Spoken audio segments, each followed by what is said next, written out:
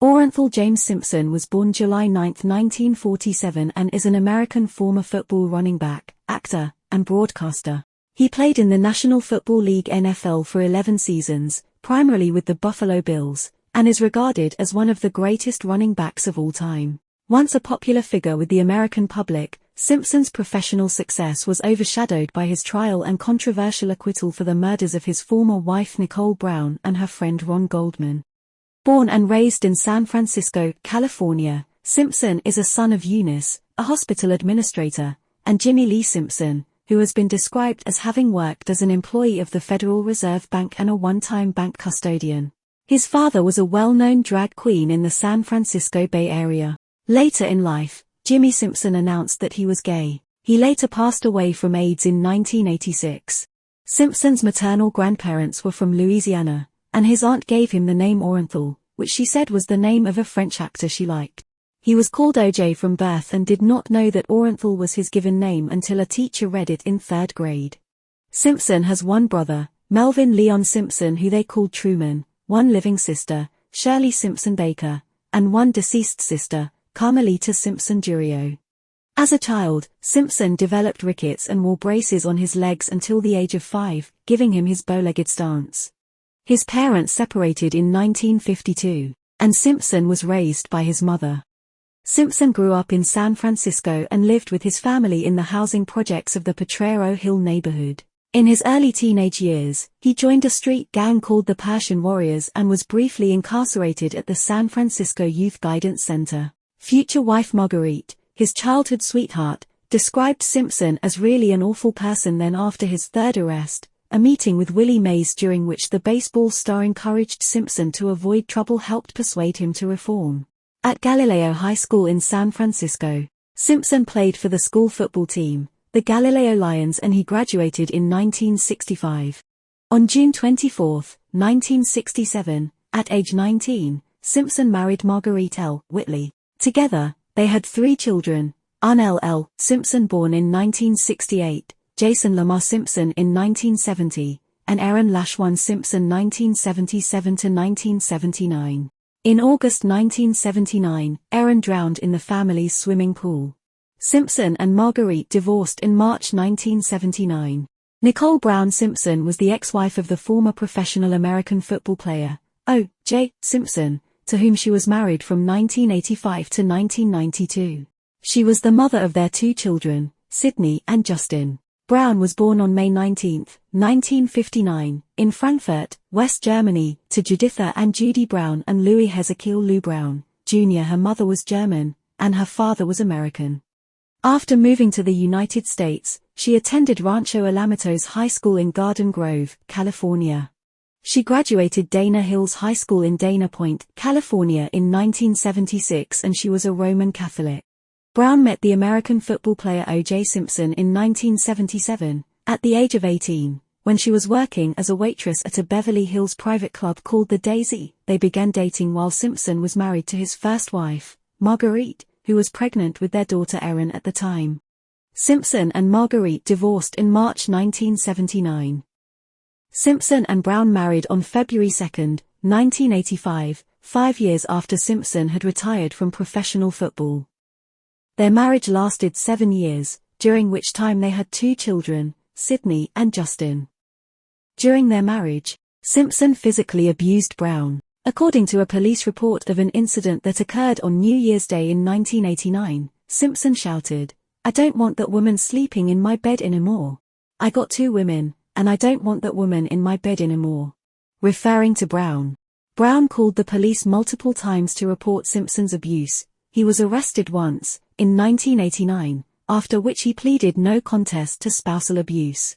However, Brown dropped the charges after her parents allegedly encouraged her to reconcile with Simpson, as Simpson provided her father Louis with the opportunity to invest in a lucrative Hertz car rental facility at the Ritz-Carlton at Monarch Bay, California, which was financially beneficial for the Brown family. Ronald Lyle Goldman was an American restaurant waiter and a friend of Nicole Brown Simpson.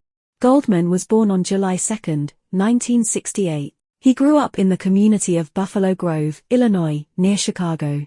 His parents divorced in 1974, however, when he was 6 years old, and after spending a brief time in the custody of his mother, Sharon Rufo, he was raised by his father, Frederick Goldman.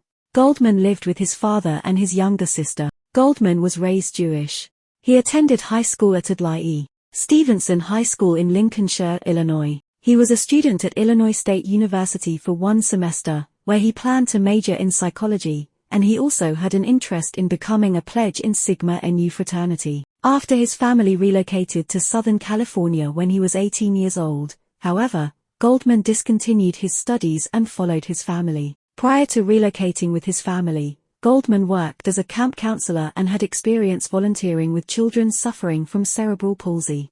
According to a June 15, 1994, Los Angeles Times article published 3 days after his death, Goldman met Brown only 6 weeks prior to the date they were murdered, when he borrowed her Ferrari. The two grew increasingly friendly, occasionally meeting for coffee and dinner in the weeks before their deaths. According to police and friends, however, the relationship between the two was platonic. One article noted that he had borrowed her car when he met his friend, Craig Clark, for lunch. According to Clark, he told him it was her car, but that he did not say she was his girlfriend. Instead, Goldman said they were friends. On the evening of June 12, 1994, Brown and Simpson both attended their daughter Sydney's dance recital at Paul Revere Middle School. Afterwards, Brown and her family went to eat at Mezzaluna restaurant. They did not invite Simpson to join them. One of the waiters at the restaurant was Ron Goldman, who had become close friends with Brown in recent weeks, but was not assigned to the Brown family's table. Brown and her children then went to Ben and Jerry's before returning to Brown's condominium in Bundy Drive. Brentwood, the manager of Mezzaluna, recounted that Brown's mother telephoned the restaurant at 9:37 p.m. about a pair of lost eyeglasses. The manager found the glasses and put them in a white envelope, which Goldman took with him as he left the restaurant at the end of his shift at 9:50 p.m., intending to drop it off at Brown's place. Meanwhile, Simpson ate takeout food from McDonald's with Kato Kalin, a bit part actor and family friend who had been given the use of a guest house on Simpson's estate. Rumors circulated that Simpson had been on drugs at the time of the murder, and the New York Post's Cindy Adams reported that the pair had actually gone to a local Burger King, where a prominent drug dealer known only as J.R. had admitted to selling them crystal meth. Brown's neighbors testified that they heard profuse barking coming from outside throughout the night, beginning around 10:15 p.m. Around 10:55 p.m., a dog walker who lived a few blocks away from Brown came across Brown's Akita dog barking in the street outside her home. The Akita, whose legs were covered in blood, followed the man home. He tried to walk the dog back to where he found it, but the dog resisted. Later on, he left the Akita with a neighboring couple who offered to keep the dog overnight. As the dog was agitated, the couple decided to walk it back to where it had been found. Around midnight, as they reached the area where the Akita had been found, the dog stopped outside Brown's home and the couple saw Brown's body lying outside the house. Police were called to the scene and found Goldman's body near Brown's.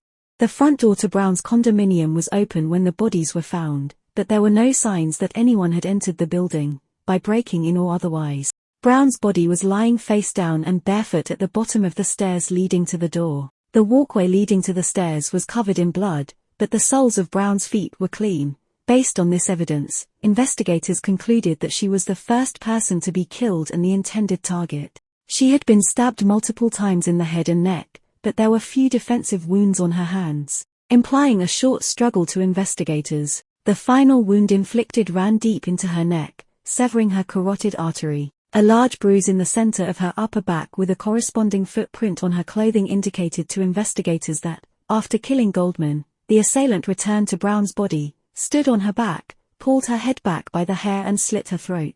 Her larynx could be seen through the gaping wound in her neck, and vertebra C3 was incised. Brown's head barely remained attached to her body. Goldman's body lay nearby, close to a tree and the fence. He had been stabbed multiple times in the body and neck, but there were relatively few defensive wounds on his hands, signifying a short struggle to investigators.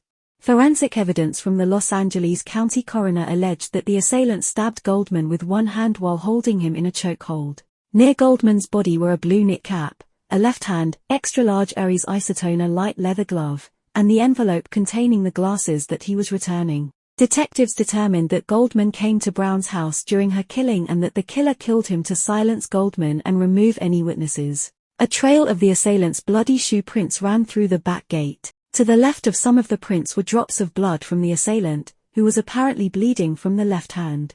Measuring the distance between the prints indicated that the assailant walked, rather than ran, away from the scene.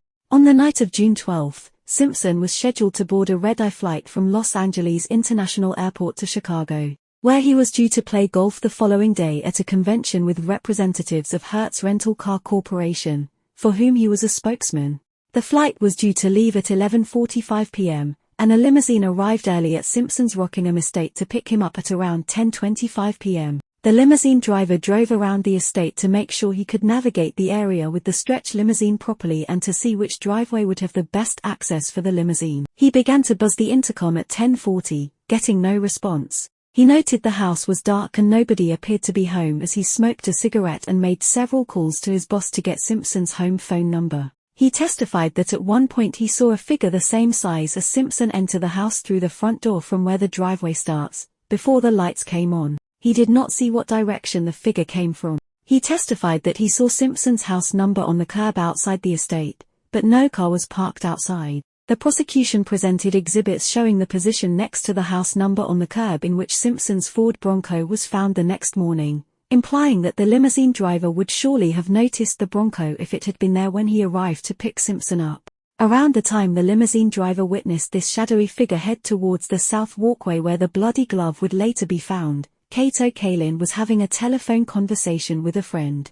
At approximately 10:40, something crashed into the wall of the guest house Kalin was staying in, which he described as 3 thumps and which he feared was an earthquake. Kalin hung up the phone and ventured outside to investigate the noises, but did not go directly down the dark south pathway from which the thumps had originated.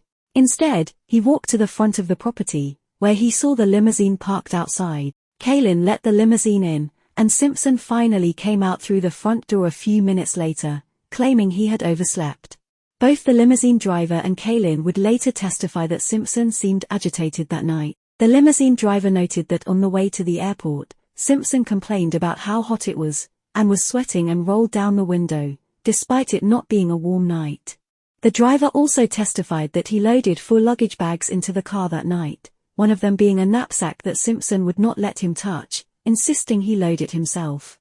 A porter at the airport testified that Simpson checked only 3 bags that night, and the police determined that the missing luggage was the same knapsack the limousine driver had mentioned earlier. Another witness not heard at the trial claimed he saw Simpson at the airport discarding items from a bag into a trash can. Detectives Tom Langer and Philip Vanatta believe this is how the murder weapon, shoes, and clothes that Simpson wore during the murder were disposed.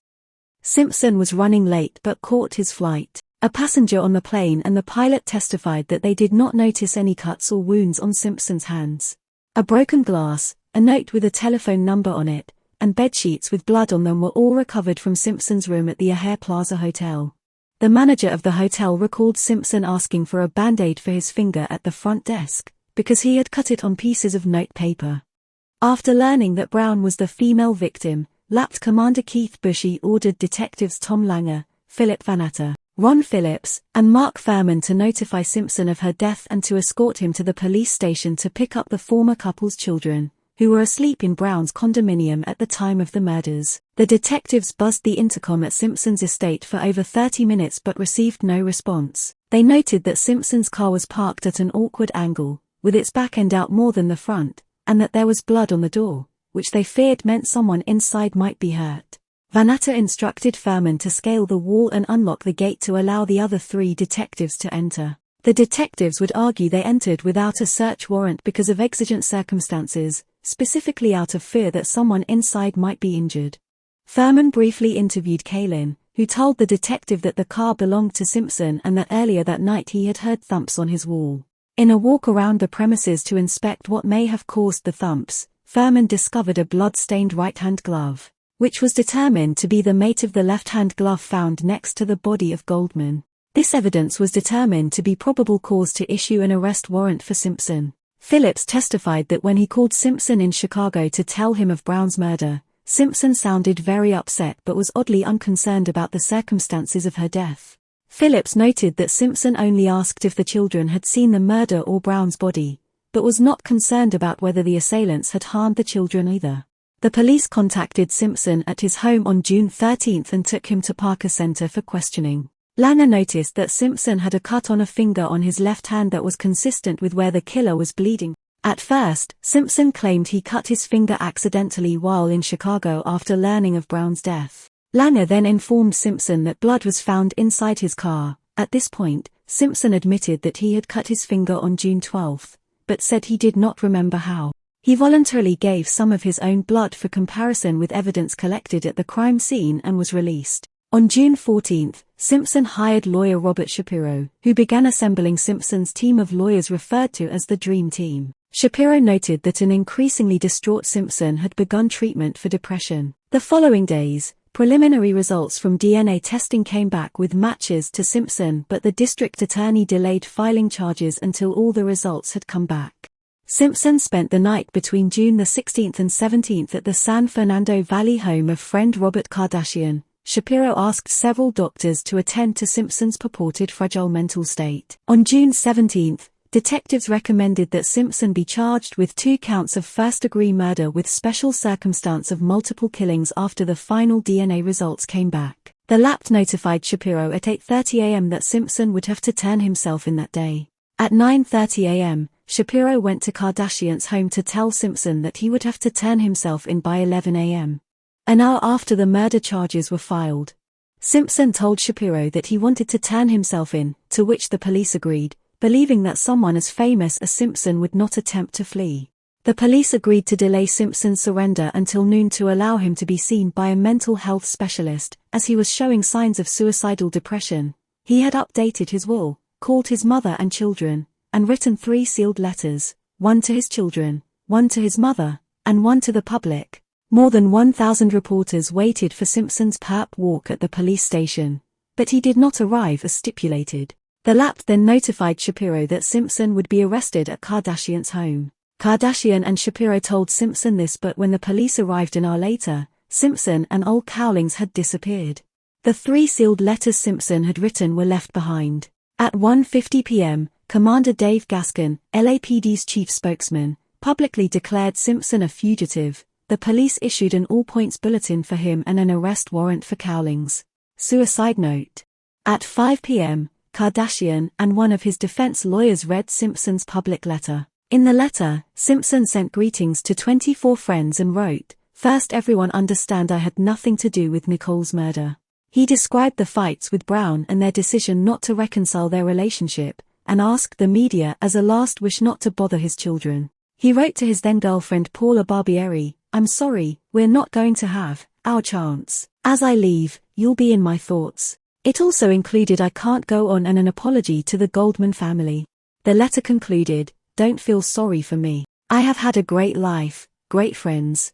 Please think of the real OJ and not this lost person." Most interpreted this as a suicide note. Simpson's mother collapsed after hearing it, and reporters joined the search for Simpson. At Kardashian's press conference, Shapiro said that he and Simpson's psychiatrists agreed with the suicide note interpretation. Through television, Shapiro appealed to Simpson to surrender. The Bronco Chase. These are the selected key locations of the Bronco Chase. 1. Simpson's 911 call is traced to the I-5 freeway near the Ascension Cemetery in Lake Forest. 2. From a news helicopter, reporter Zoe Tur spots the Bronco near the El Toro Y interchange. 3. Cowlings turns the Bronco west onto the 91 freeway. 4. The Bronco heads south onto I-110. 5. Cowlings takes I-405 north. 6. Cowlings takes the Sunset Boulevard exit, turning west towards Brentwood. 7. The chase ends at Simpson's Rockingham Avenue estate. News helicopters searched the Los Angeles highway system for Ol Cowlings' white Ford Bronco. At 5:51 p.m., Simpson reportedly called 911. The call was traced to the Santa Ana Freeway, near Lake Forest.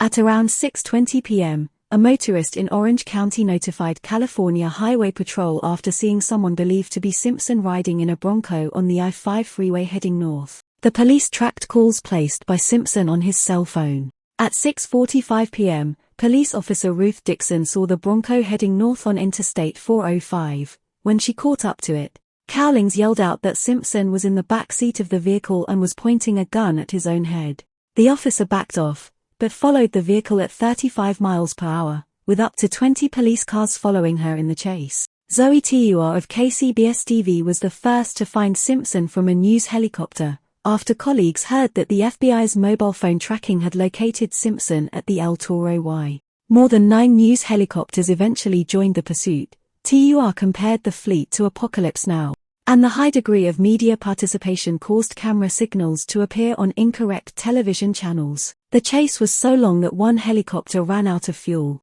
Knowing that Cowlings was listening to KNXAM, sports announcer Pete Arbogast called Simpson's former USC football coach John McKay and connected him to Simpson. As both men wept, Simpson told McKay, "Okay, coach, I won't do anything stupid. I promise." There is no doubt in my mind that McKay stopped O.J. from killing himself in the back of that Bronco, Arbogast said. McKay reiterated on radio his pleas to Simpson to turn himself in instead of committing suicide. "My God, we love you, Juice. Just pull over and I'll come out and stand by you all the rest of my life." Walter Payton, Vince Evans, and others from around the country also pleaded with Simpson over radio to surrender. At Parker Center, officials discussed how to persuade Simpson to surrender peacefully. Langer, who had interviewed Simpson about the murders on June 13, realized that he had Simpson's cell phone number and called him repeatedly. A colleague hooked a tape recorder up to Langer's phone and captured a conversation between Langer and Simpson in which Langer repeatedly pleaded with Simpson to throw the gun out for the sake of his mother and children. Simpson apologized for not turning himself in earlier that day and responded that he was the only one who deserved to get hurt and was just gonna go with Nicole. Simpson asked Langer to just let me get to the house and said I need the gun for me. Cowlings' voice is overheard in the recording pleading with Simpson to surrender and end the chase peacefully. Los Angeles streets emptied and drink orders stopped at bars as people watched on television. Every television network showed the chase.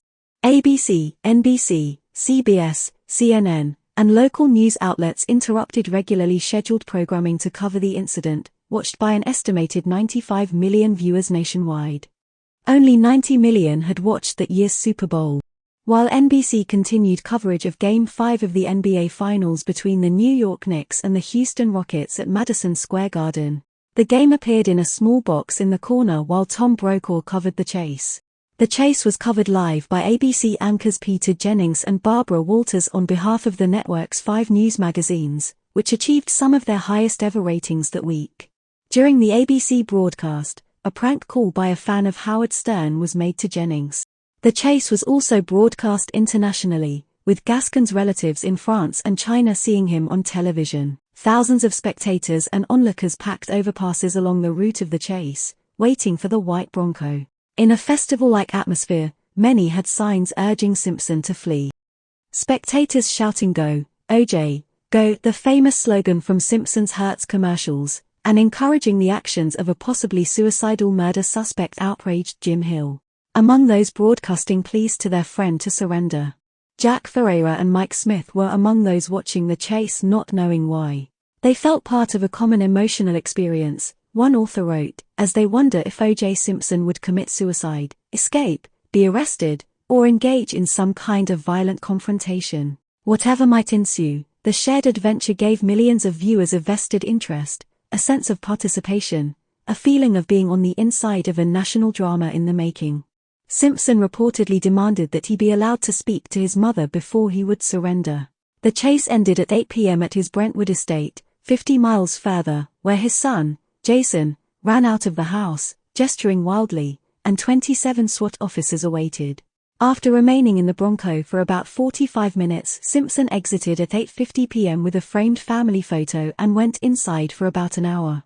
A police spokesman stated that he spoke to his mother and drank a glass of orange juice, causing reporters to laugh.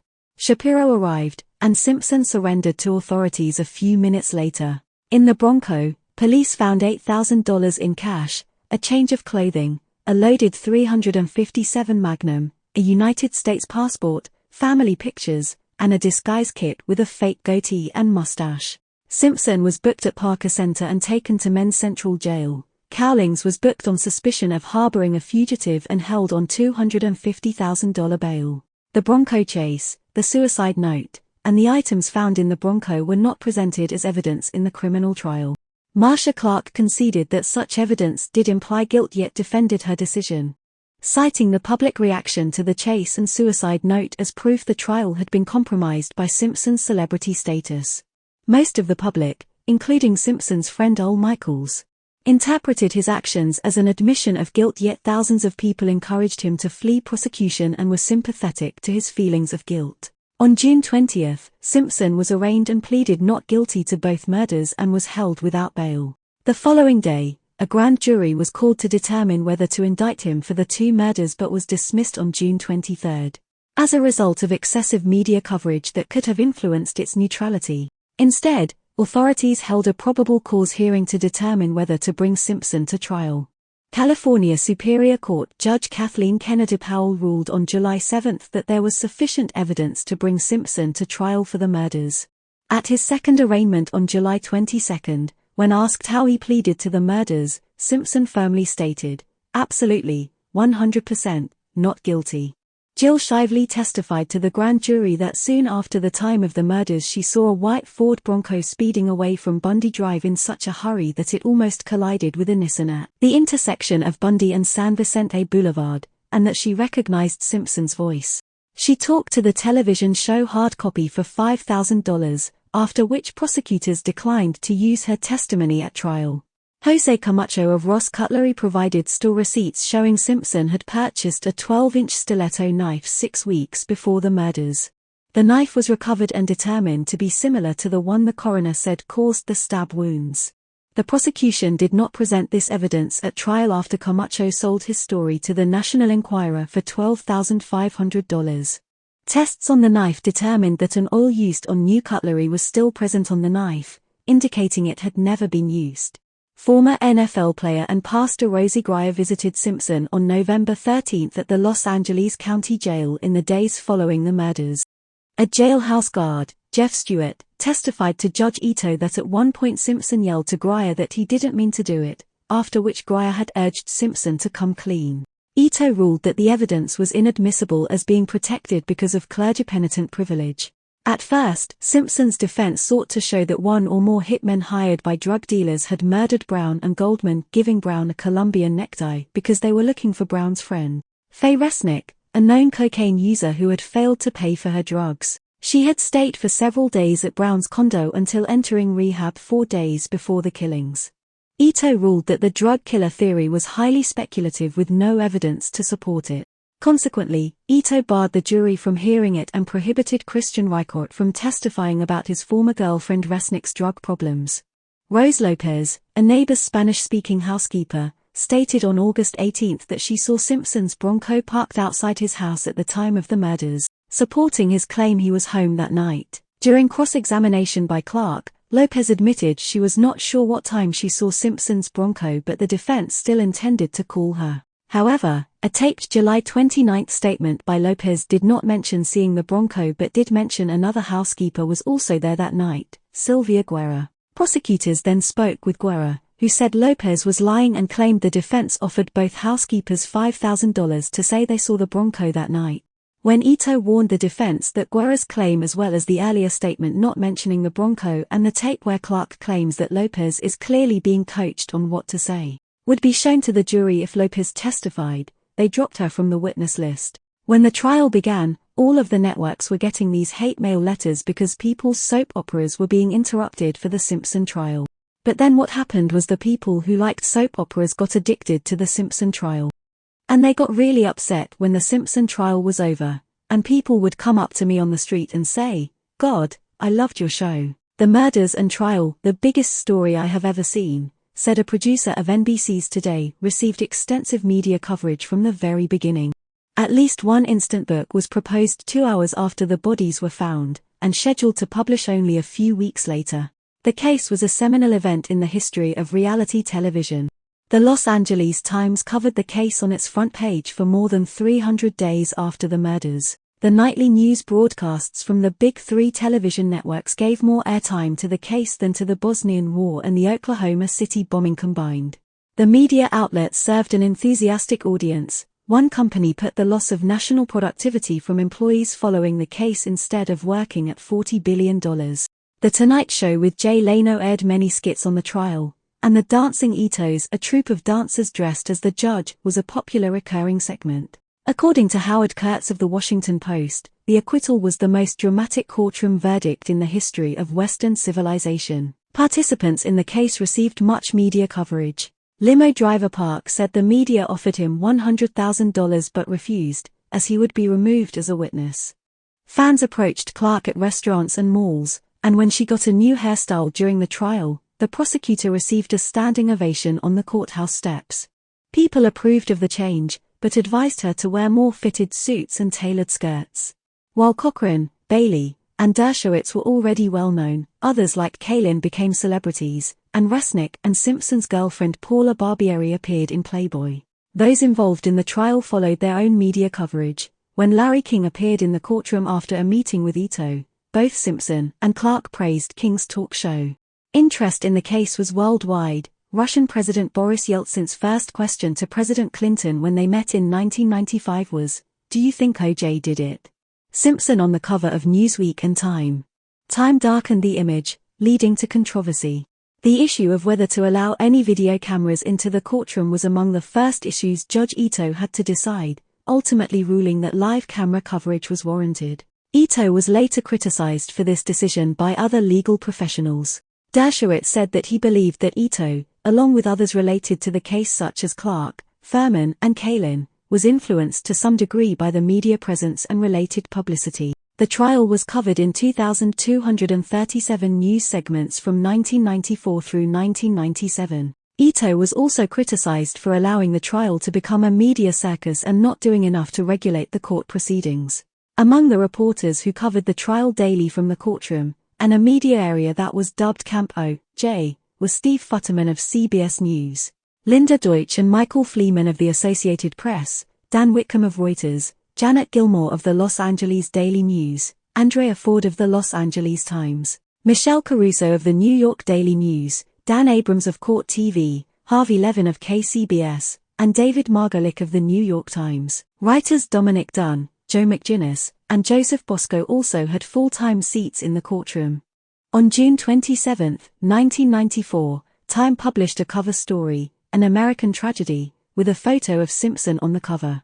Time's cover image was darker than a typical magazine cover and darker than the original photo, as shown on a Newsweek cover released at the same time. Time consequently became the subject of a media scandal. Commentators found that its staff had used photo manipulation to darken the photo, and they speculated it was to make Simpson appear more menacing.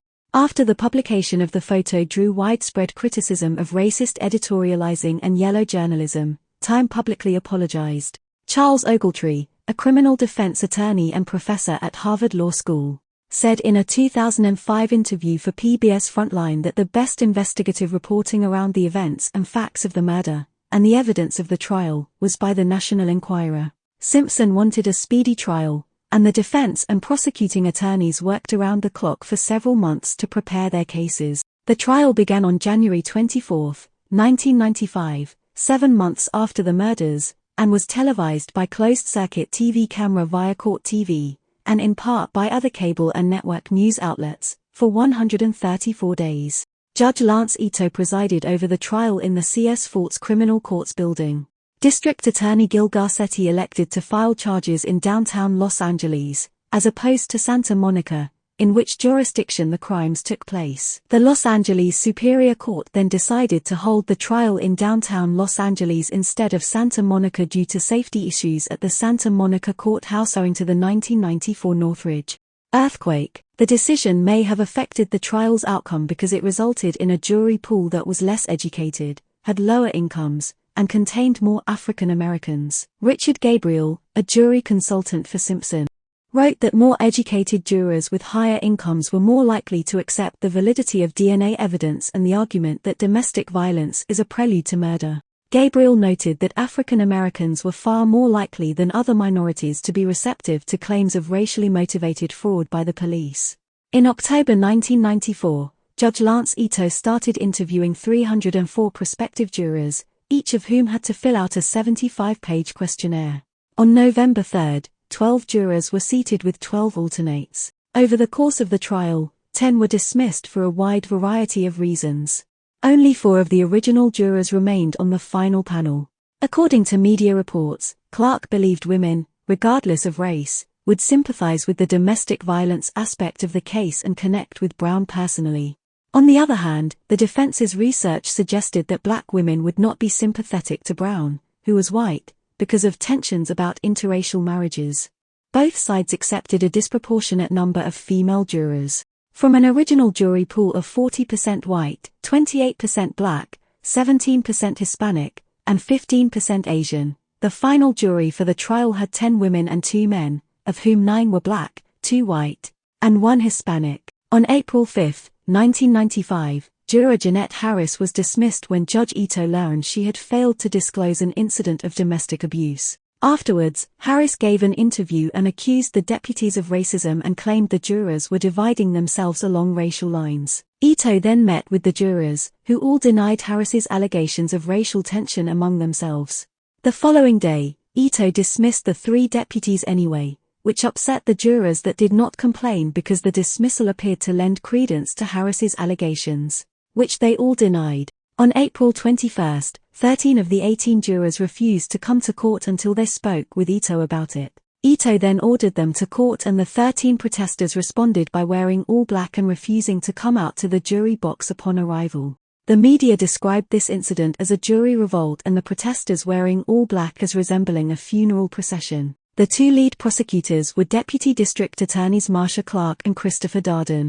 Clark was designated as the lead prosecutor and Darden became Clark's co-counsel. Prosecutors Hank Goldberg and William Hodgman, who had successfully prosecuted high-profile cases in the past, assisted Clark and Darden. 2 prosecutors who were DNA experts, Rock Harmon and George Woody Clark, were brought in to present the DNA evidence in the case and were assisted by prosecutor Lisa Kahn. The prosecution argued that the domestic violence within the Simpson-Brown marriage culminated in her murder. Simpson's history of abusing Brown resulted in their divorce and his pleading guilty to 1 count of domestic violence in 1989.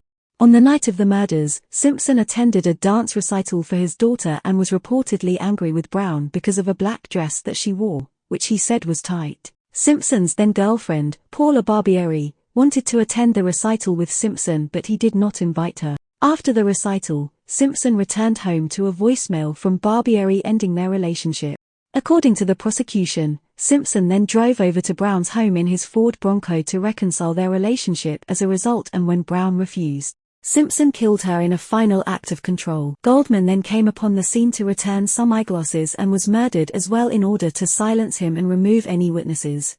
Afterwards, the prosecution said that Simpson walked to his Bronco and drove home, where he parked it and walked into his house. There, he took off his blood-stained clothes, put them in the knapsack except his socks and the glove, put clean ones on, and left towards the limousine. At the airport, prosecution said that Simpson opened the knapsack, removed the clothes, Bruno Magli shoes, and the murder weapon, and threw them in the trash before putting the knapsack in one of his suitcases and headed towards his flight. The prosecution opened its case by calling lapped 9/11 dispatcher Sharon Gilbert and playing a 4-minute 911 call from Brown on January 1, 1989, in which she expressed fear that Simpson would physically harm her, and Simpson himself is even heard in the background yelling at her and possibly hitting her as well.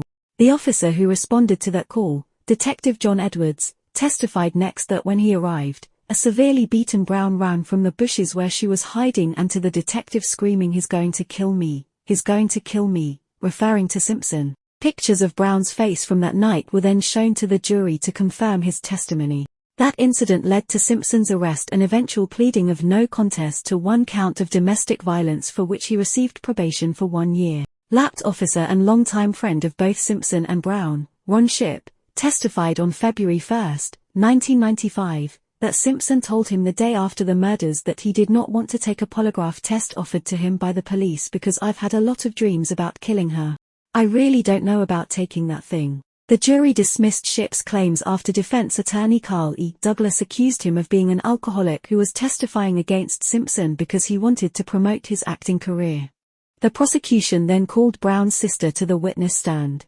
She tearfully testified to many episodes of domestic violence in the 1980s, when she saw Simpson pick up his wife and hurl her against a wall, then physically throw her out of their house during an argument. She also testified that Simpson was agitated with Brown the night of their daughter's dance recital as well, the same night Brown was murdered. Although a home videotape taken immediately after the dance recital showed a cheerful Simpson being given a kiss by Brown's sister, Kato Kaelin corroborated Brown's sister claim that Simpson was upset with Brown because of the black dress she wore, which he said was tight. The prosecution planned to present 62 separate incidents of domestic violence, including 3 previously unknown incidents Brown had documented in several letters she had written and placed in a bank safety deposit box. Judge Ito denied the defense's motion to suppress the incidents of domestic violence, but only allowed witness accounts to be presented to the jury because of Simpson's Sixth Amendment rights. The letters Brown had written and the statements she made to friends and family were ruled inadmissible as hearsay because Brown was dead and unable to be cross-examined. Despite this, the prosecution had witnesses for 44 separate incidents they planned to present to the jury. However, the prosecution dropped the domestic violence portion of their case on June 20, 1995. Marsha Clark stated it was because they believed the DNA evidence against Simpson was insurmountable, but the media speculated it was because of the comments made by dismissed juror Jeanette Harris. Christopher Darden later confirmed that to be true. Harris was dismissed on April 6 because she failed to disclose that she was a victim of domestic violence from her ex-husband. But afterwards, Harris gave an interview and called the evidence of Simpson's abuse of Brown a whole lot of nothing and also said that doesn't mean he is guilty of murder. This dismissal of Simpson's abusive behavior from a female juror, who was also a victim of such abuse by her own husband, convinced the prosecution that the jury was not receptive to the domestic violence argument. After the verdict, the jurors called the domestic violence portion of the case a waste of time. Shapiro, Dershowitz, and Wellman later admitted they believe that race played a factor in the jurors' dismissal of Brown's abuse by Simpson. The defense retained renowned advocate for victims of domestic abuse, Dr. Lenore E. Walker. Cochran said that she would testify that Simpson does not fit the profile of an abuser that would murder his spouse. Walker's colleagues were appalled by her decision to defend Simpson and accused her of betraying her advocacy for a $250,000 retainer. Walker was dropped from the witness list for tactical reasons after she submitted her report on the case. In it, she opines that the statistic from Dershowitz that of the 2 million incidents of abuse per year, only 2,000 victims are actually murdered by their spouses as being misleading because Brown was already dead. The relevant statistic was of the murdered spouses who were also victims of abuse. What percentage of them were murdered by their current or ex-husband? When she reported that number was 80.3%, they dropped her from the witness list. The revelation of Simpson's abuse of Brown is credited with turning public opinion against him. The public shock at the reason why Walker was dropped from the defense witness list is credited with transforming public opinion on spousal abuse from a private familial matter to a serious public health issue. Timeline: Los Angeles County Chief Medical Examiner, Dr. Lakshmanan Sathyavigiswaran, testified on June 14, 1995, that Brown's time of death was estimated as between 10 p.m. and 10:30 p.m. Kato Kaelin testified on March 22, 1995, that he last saw Simpson at 9:36 p.m. that evening. Simpson was not seen again until 10:54 p.m. when he answered the intercom at the front door for the limousine driver, Alan Park. Simpson had no alibi for approximately 1 hour and 18 minutes during which time the murders took place. Alan Park testified on March 28 that he arrived at Simpson's home at 10:25 p.m. on the night of the murders and stopped at the Rockingham entrance. Simpson's Bronco was not there. He then drove over to the Ashford entrance and rang the intercom 3 times, getting no answer, starting at 10:40 p.m. Park's testimony was significant because it explained the location of the glove found at Simpson's home. The blood trail from the Bronco to the front door was easily understood, but the glove was found on the other side of the house. Park said the shadowy figure initially approached the front door before heading down the southern walkway which leads to where the glove was found by Furman. The prosecution believed that Simpson had driven his Bronco to and from Brown's home to commit the murders, saw that Park was there and aborted his attempt to enter through the front door and tried to enter through the back instead. He panicked and made the sounds that Kaelin heard when he realized that the security system would not let him enter through the rear entrance. He then discarded the glove, came back and went through the front door. During cross-examination, Park conceded that he could not identify the figure but said he saw that person enter the front door, and afterwards Simpson answered and said he was home alone. Park conceded that he did not notice any cuts on Simpson's left hand but added I shook his right hand, not his left. DNA evidence and blood. Crime scene photo at Brown's home. The prosecution presented a total of 108 exhibits, including 61 drops of blood, of DNA evidence allegedly linking Simpson to the murders. With no witnesses to the crime, the prosecution was dependent on DNA as the only physical evidence linking Simpson to the crime. The volume of DNA evidence in this case was unique, and the prosecution believed they could reconstruct how the crime was committed with enough accuracy to resemble an eyewitness account. Marsha Clark stated in her opening statements that there was a trail of blood from the Bundy crime scene through Simpson's Ford Bronco to his bedroom at Rockingham. Simpson's DNA found on blood drops next to the bloody footprints near the victims at the Bundy crime scene. The prosecution stated that the probability of error was 1 in 9.7 billion. Simpson's DNA found on a trail of blood drops leading away from the victims, towards and on the back gate at Bundy. The prosecution stated that the probability of error was 1 in 200. Simpson, Goldman, and Brown's DNA found on blood on the outside of the door and inside Simpson's Bronco. The prosecution stated that the probability of error was 1 in 21 billion. Simpson's DNA found on blood drops leading from the area where his Bronco was parked at Simpson's Rockingham home to the front door entrance. Simpson, Brown, and Goldman's DNA on a bloody glove found behind his home. Simpson and Brown's DNA found on blood on a pair of socks in Simpson's bedroom. The prosecution stated that the probability of error was 1 in 6.8 billion. Hair and fiber evidence. Lapped criminalist and hair fiber expert Susan Brockbank testified on June 27, 1995. An FBI special agent and fiber expert Doug Diedrich testified on June 29, 1995. To the following findings. The fibers from the glove found at Simpson's home microscopically matched the one found at the crime scene, proving they were each other's mates. Both of the victims, the two gloves, and the blue knit cap worn by the killer had hair consistent with Simpson. The hair in the blue knit cap worn by the killer was embedded in the seams, indicating it was there from being worn repeatedly. Dark blue cotton clothing fibers were found on both victims. The video from the dance recital that Simpson attended earlier that night shows him wearing a similarly colored shirt. Kato Kalin testified that Simpson was still wearing that shirt when they got home from McDonald's, but not anymore when he answered the door for the limousine driver. The police searched his home, but the shirt was never found. Hair consistent with Goldman was found on Brown, and clothing fibers consistent with Brown was found on Goldman. This supported the prosecution's theory that the assailant killed Brown first, then Goldman, and afterwards returned to Brown to cut her throat. The hair consistent with Brown that was found on the Rockingham glove was torn, which also supports the prosecution claim that the killer grabbed Brown by her hair to cut her throat. Fibers that were only used in the 1993 to 1994 model year Ford Bronco, the same car that Simpson owns, were found on both victims, the knit cap and on both gloves. The glove found at Simpson's home that belonged to the murderer had hair and clothing fibers consistent with Simpson, Brown and Goldman, as well as fibers from a 1993 to 1994 Ford Bronco and Brown's Akita dog. Shoe print. On June 19, FBI shoe print expert William J. Bodziak testified that the bloody shoe prints found at the crime scene and inside Simpson's Bronco were made from a rare and expensive pair of Bruno Magli Italian shoes.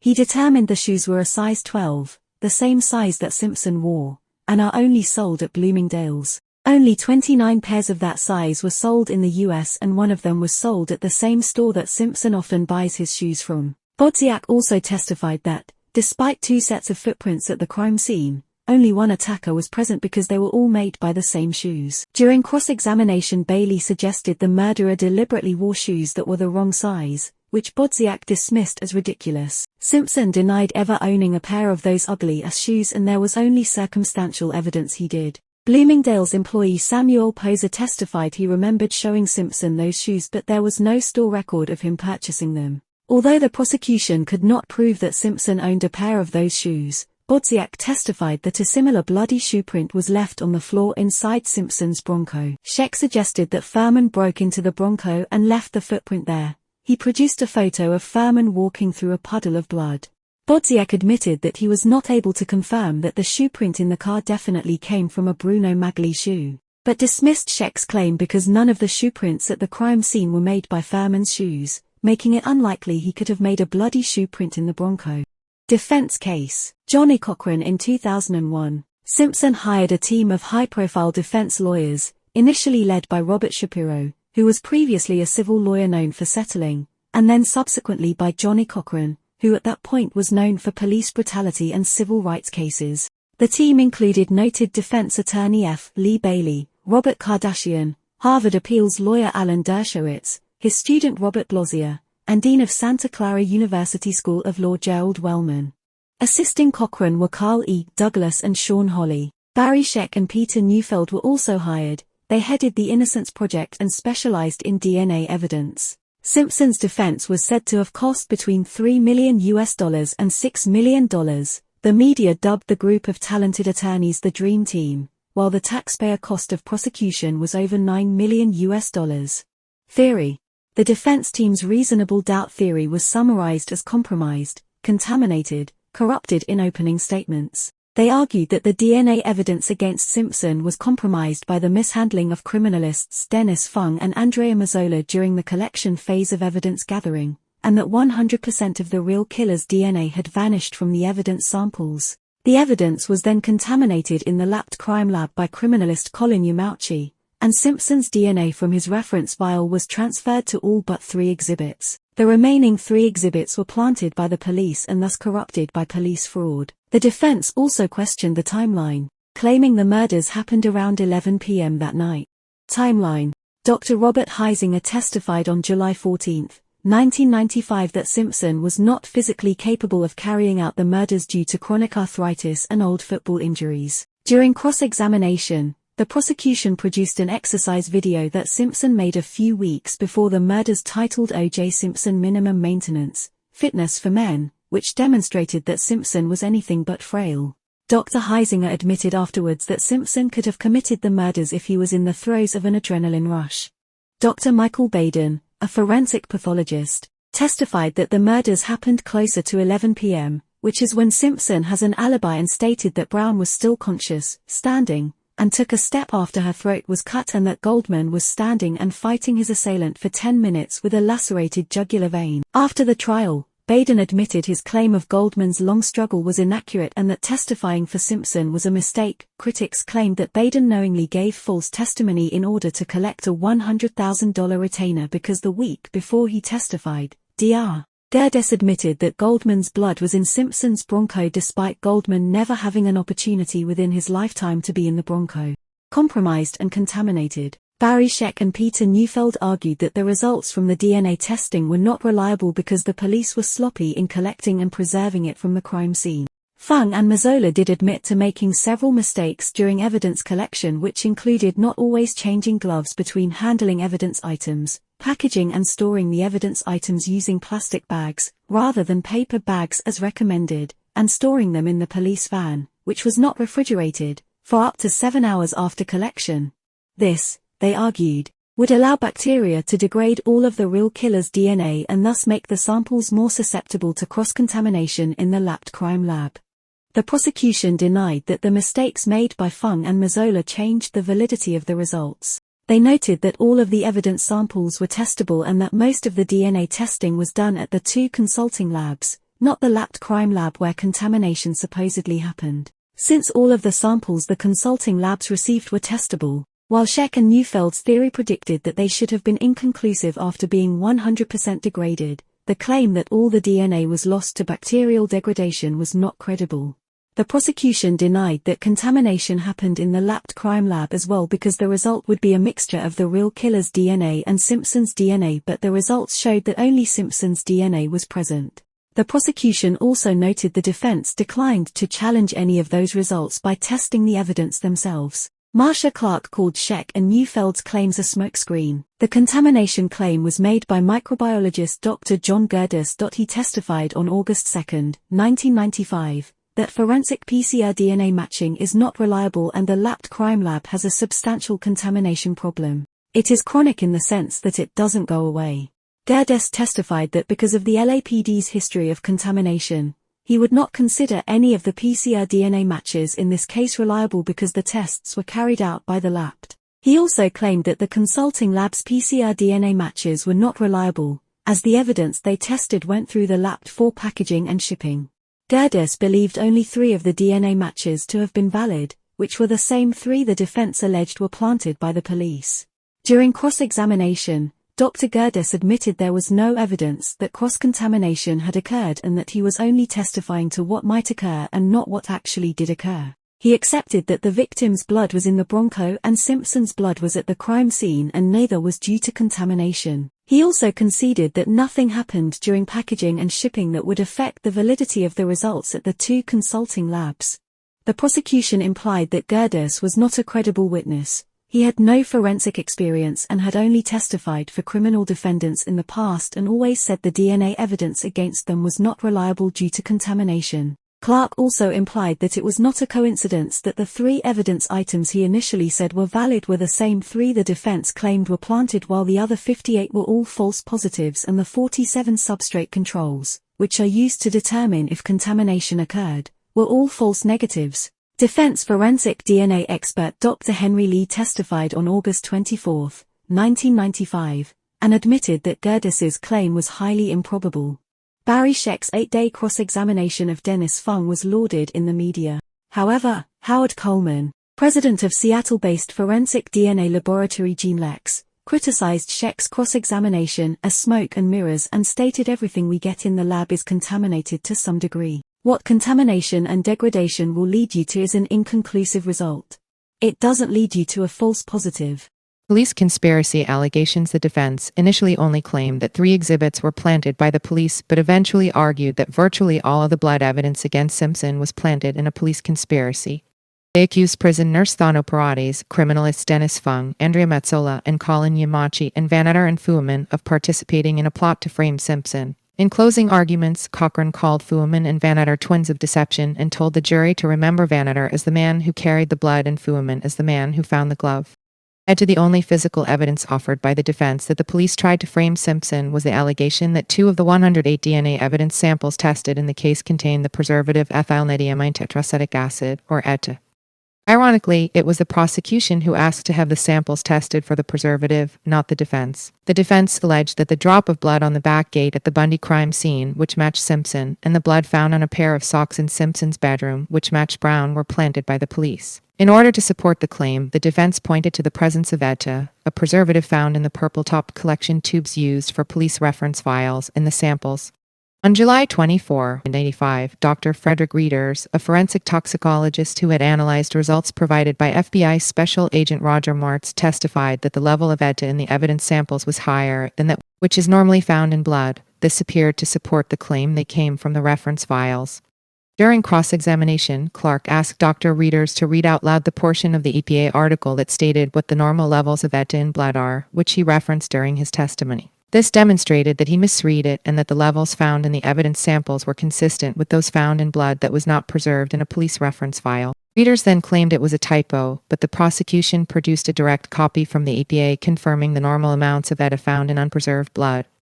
The prosecution also had Dr. Reeders admit that ETA is also found in food and specifically the ingredients used in McDonald's Big Mac and French fries that Simpson had eaten earlier that night with Kato Kalin.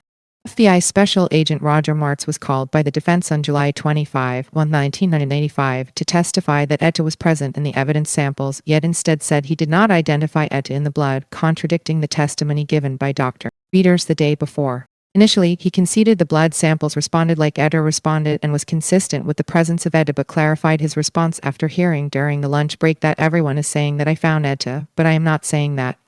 When the defense accused their own witness of changing his demeanor to favor the prosecution, he replied, I cannot be entirely truthful by only giving yes and no answers. Martz stated that it was impossible to ascertain with certainty the presence of ETA, as while the presumptive test for ETA was positive, the identification test for ETA was inconclusive. Martz also tested his own unpreserved blood and got the same results for ETA levels as the evidence samples, which he said conclusively disproved the claim the evidence blood came from the reference files. He contended that the defense had jumped to conclusions from the presumptive test results, while his tests had in fact shown that those blood stains did not come from preserved blood. Backgate. The defense alleged that Simpson's blood on the back gate at the Bundy crime scene was planted by the police. The blood on the back gate was collected on July 3, 1984, rather than June 13, the day after the murders. The volume of DNA on that blood was significantly higher than the other blood evidence collected on June 13. The volume of DNA was so high that the defense conceded that it could not be explained by contamination in the lab, yet noted that it was unusual for that blood to have more DNA on it than the other samples collected at the crime scene, especially since it had been left exposed to the elements for several weeks and after the crime scene had supposedly been washed over. On March 20, 1985, Van Utter testified that he instructed Fung to collect the blood on the gate on June 13, and Fung admitted he had not done so. The defense suggested the reason why Fung did not collect the blood is because it was not there that day. Shek showed a blown-up photograph taken of the back gate on June 13, and he admitted he could not see it in the photograph. The prosecution responded by showing that a different photograph showed that the blood was present on the back gate on June 13 and before the blood had been taken from Simpson's arm. Officer Robert Risk was the first officer to the crime scene and the one who pointed out the blood on the back gate to Fuhrman, who documented it in his notes that night. Multiple other officers also testified under oath that the blood was present on the back gate the night of the murders. The prosecution also pointed out that the media cameras present proved that Van Utter never returned to the Bundy crime scene, which was Brown's home that evening, where Simpson's blood was allegedly planted. Bronco Barry Shek alleged the police had twice planted the victim's blood inside Simpson's Bronco. An initial collection was made on June 13. The defense accused Van Utter of planting the victim's blood in the Bronco when he returned to Simpson's home later that evening. The prosecution responded that the Bronco had already been impounded by the time Van Utter returned and was not even at Rockingham. Socks. The defense alleged that the police had planted Brown's blood on the socks found in Simpson's bedroom. The socks were collected on June 13 and had blood from both Simpson and Brown, but her blood on the socks was not identified until August 4. The socks were found by Fuhrman, but the defense suggested Van Utter planted the blood. He had received both blood reference vials from the victims earlier that day from the coroner and booked them immediately into evidence. Van Utter then drove back to Rockingham later that evening to hand-deliver the reference vial for Simpson to Fung, which the defense alleged gave him opportunity to plant the blood. Fung testified he could not see blood on the socks he collected from Simpson's bedroom, but the prosecution later demonstrated that those blood stains are only visible underneath a microscope. Van Utter denied planting Brown's blood on the socks. The video from Willie Ford indicated that the socks had already been collected and stored in the evidence van before Van Utter arrived, and footage from the media cameras present appeared to prove that he never went inside the evidence van when he arrived at Rockingham. Glove mark Fuhrman in 2008. The last exhibit allegedly planted was the bloody glove found at Simpson's property by Fuhrman. Unlike the sock and the back gate, the defense provided no physical or eyewitness evidence to support their claim that the prosecution could then refute. Jeffrey Toobin published an article in the New Yorker months before the trial began, which cited a source in Simpson's defense team that they intended to accuse Fuhrman of planting the glove with the motive being racism. Robert Shapiro later admitted he was Toobin's source. Defense attorney F. Lee Bailey suggested that Fuhrman found the glove at the crime scene, picked it up with a stick and placed it in a plastic bag, and then concealed it in his sock when he drove to Simpson's home with detectives Lange, Van Utter, and Phillips. Bailey suggested that he then planted the glove in order to frame Simpson, with the motive either being racism or a desire to become the hero in a high-profile case. Shek also suggested that Fuhrman broke into Simpson's Bronco and used the glove like a paintbrush to plant blood onto and inside the Bronco. The prosecution denied that Fuhrman planted the glove. They noted that several officers had already combed over the crime scene for almost 2 hours before Fuhrman arrived, and none had noticed a second glove at the scene. Lange testified that 14 other officers were there when Fuhrman arrived, and all said there was only one glove at the crime scene.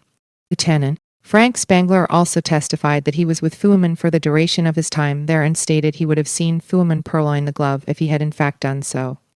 Clark added that Fuhrman did not know whether Simpson had an alibi, if there were any witnesses to the murders whose blood was on the glove, that the Bronco belonged to Simpson, or whether Kalin had already searched the area where the glove was found. During cross-examination by Bailey, Fuhrman denied that he had used the word to describe African Americans in the 10 years prior to his testimony. A few months later, the defense discovered audiotapes of Fuhrman repeatedly using the word 41 times in total, 8 years before the murders. The Fuhrman tapes became the cornerstone of the defense's case that Fuhrman's testimony lacked credibility. Clark called the tapes the biggest red herring there ever was. After McKinney was forced to hand over the tapes to the defense, Fuhrman says he asked the prosecution for a redirect to explain the context of those tapes, but the prosecution and his fellow police officers abandoned him after Ito played the audiotapes in open court for the public to hear. The public reaction to the tapes was explosive and compared to the video of the Rodney King beating from a year prior. After the trial, Fuhrman said that he was not a racist and apologized for his previous language, saying he was play-acting for a screenplay when he made the tapes and had been asked to be as dramatic as possible. Many of his minority former co-workers expressed support for him. On September 6, 1995, Fuhrman was called back to the witness stand by the defense after the prosecution refused to redirect him to answer more questions. The jury was absent, but the exchange was televised. Fuhrman, facing a possible prosecution for perjury, was instructed by his attorney to invoke the Fifth Amendment to avoid self-incrimination to 2 consecutive questions he was asked. Defense attorney Ullman asked Fuhrman if it was his intention to plead the Fifth to all questions, and Fuhrman's attorney instructed him to reply yes. Ullman then briefly spoke with the other members of the defense and said he had just one more question. Did you plant or manufacture any evidence in this case? Following his attorney's instruction, Fuhrman replied, I choose to assert my Fifth Amendment privilege. Cochran responded to Fuhrman's pleading the Fifth by accusing the other officers of being involved in a cover-up to protect Fuhrman and asked Judge Ito to suppress all of the evidence that Fuhrman found. Ito denied the request, stating that pleading the Fifth does not imply guilt and there was no evidence of fraud. Cochran then asked that the jury be allowed to hear Fuhrman taking the Fifth, and again Ito denied his request. Ito also criticized the defense's theory of how Fuhrman allegedly planted the glove, stating it would strain logic to believe that. On June 15, 1985, Christopher Darden surprised Marcia Clark by asking Simpson to try on the gloves found at the crime scene in his home. The prosecution had earlier decided against asking Simpson to try them on because they had been soaked in blood from Simpson, Brown, and Goldman, and frozen and unfrozen several times. Instead, they presented a witness who testified that Brown had purchased a pair of those gloves in the same size at Bloomingdale's for Simpson, along with a receipt and a photo during the trial of Simpson earlier wearing the same type of gloves.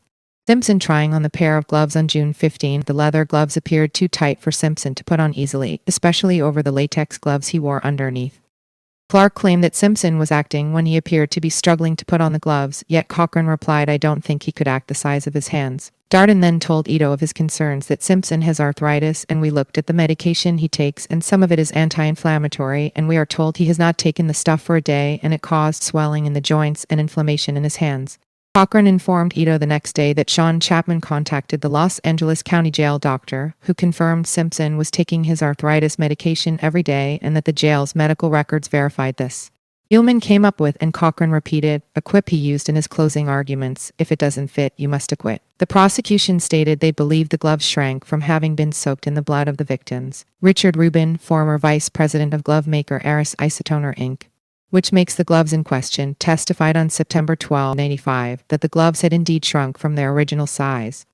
Darden produced a new pair of the same type of gloves, which fit Simpson when he tried them on. After the trial, Cochran revealed that Bailey had goaded Darden into asking Simpson to try on the gloves and that Shapiro had told Simpson in advance that they did not fit. Summation and closing arguments, Darden ridiculed the notion that police officers might have wanted to frame Simpson. He questioned why, if the LAPD was against Simpson, they went to his house 8 times on domestic violence calls against Brown between 86 and 88 but did not arrest him. They only arrested him on charges of abuse in January 89 when photos of Brown's face were entered into the record. Darden noted the police did not arrest Simpson for 5 days after the 1984 murders. During the prosecution's closing argument, Cochran and Scheck very notably objected 71 times in order to lessen its effect on the jury, and though Ito overruled 69 of them, he did not once admonish Cochran or Scheck or threaten them with contempt of court for their behavior. Cochran dedicated his entire argument to attacking the LAPD, particularly Fuhrman, Lange, and Van Etter. He emphasized that Fuhrman was proved to have repeatedly referred to black people as the N-word and also to have boasted of beating young black men in his role as a police officer. Cochran compared Fuhrman to Adolf Hitler and referred to him as a genocidal racist, a perjurer, America's worst nightmare, and the personification of evil, and claimed that Fuhrman had planted the glove in an attempt to frame Simpson for the murders based on his dislike of interracial couples. Cochran also presented a piece of paper to the jury with the title Van Etter's Big Lies and claimed that Van Etter had returned to the crime scene with Simpson's blood to plant it there, despite Van Etter having previously testified that he had given it to Dennis Fung in order to avoid the exhibits from getting mixed up. Cochran referred to Fuhrman and Van Etter as the 2 devils of deception and implored the jurors to stop this cover-up and acquit Simpson and send the police a message which was interpreted by many as an appeal for a jury nullification. Following his summation, Cochran received numerous death threats and hired bodyguards from Louis Farrakhan. In response, Fred Goldman, who was himself Jewish, referred to Cochran himself as the worst kind of racist ever and a sick man for comparing Fuhrman to Hitler while associating himself with Farrakhan, who was widely considered a black supremacist and anti-Semite, while Robert Shapiro, also Jewish, expressed that he was particularly offended by Cochran comparing Fuhrman's claims to the Holocaust, claiming that no comparison would ever be possible. In an interview regarding Vincent Bugliosi's analysis on the case, Van Etter claimed that he was so infuriated at Cochran's claims about him that he felt a desire to strangle him in the courtroom. Civil trial in 1986, Fred Goldman and Sharon Rufo, the parents of Ron Goldman, and Lou Brown, father of Nicole Brown, filed a civil suit against Simpson for wrongful death. The plaintiffs were represented by Daniel Petrocelli and Simpson by Robert Baker. Presiding Judge Hiroshi Fujisaki did not allow the trial to be televised, did not sequester the jury, and prohibited the defense from alleging racism by the LAPD and from condemning the crime lab. The physical evidence did not change, but additional evidence of domestic violence was presented, as well as 31 pre-94 photos of Simpson wearing Bruno Magli shoes, including one that was published 6 months before the murders, proving it could not be a forgery. Results from a polygraph test that Simpson denied taking showed extreme deception when he denied committing the murders. Fuhrman did not testify, but Simpson did on his own behalf and lied several times. The jury found Simpson liable for the murders and awarded the victims' families $33.5 million in compensatory and punitive damages. Simpson filed for bankruptcy afterwards and relocated to Florida to protect his pension from seizure. His remaining assets were seized and auctioned off, with most being purchased by critics of the verdict of the criminal trial to help the plaintiffs recoup the costs of litigation. Simpson's Heisman Trophy was sold for $255,500 to an undisclosed buyer. All the proceeds went to the Goldman family, who said they have received only 1% of the money that Simpson owes from the wrongful death suit. After 9 years behind bars, the former NFL player was granted parole in 2017. He walked out of Nevada's Lovelock Correctional Institute on October 1, 2017. Now 73, Simpson is living in Las Vegas. Thank you for watching this video, and I apologize for the narration and the 2 different voices. Not all videos will be like this. However, thank you again for your support.